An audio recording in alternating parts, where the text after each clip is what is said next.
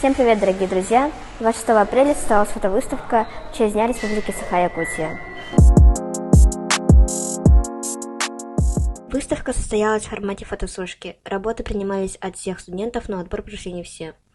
Участники отправляли свои работы по 5 категориям: природа, культура, народности, история Республики Саха-Якутия и город Якутск тогда и сейчас. А как вы считаете, студенты справились с тематическими заданиями? Очень даже, потому что есть много замечательных работ. В принципе, можно сказать, что это превзошло мои ожидания. Я немножко даже не ожидал настолько, какой высокий уровень работ продемонстрировали некоторые студенты. А какие топ-3 работы вам больше всего понравились, по вашему мнению? Я не могу вот так взять и выделить, скажем так, потому что здесь тематика разная.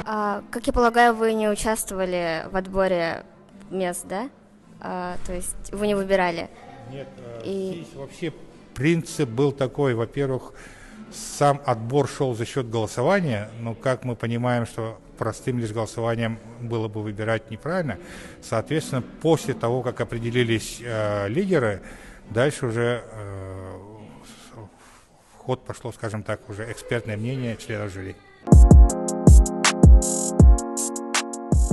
Какими работами вы выступили? Я выступил с 2 работами по теме природы Якутии. Хорошо. А с какой работой вы выступили?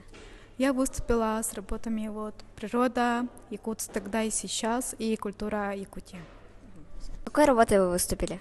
Я выступил с природой и с работой Якутск тогда и Якутск сегодня. Формат фотовыставки предусматривает свободное голосование за понравившуюся работу. На голосовании приняли участие все студенты и сотрудники колледжа.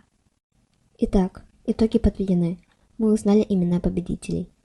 3-е место занял Ушницкий Альберт, 1-й курс фото-видеотворчество. 2-е место заняла Жульяна Тимофеева, 2-й курс фото-видеотворчество. И 1-е место занял Егоров Саран, 1-й курс фото-видеотворчество. Все студенты старались над своими работами и показали себя с лучшей стороны. Всем спасибо за просмотр.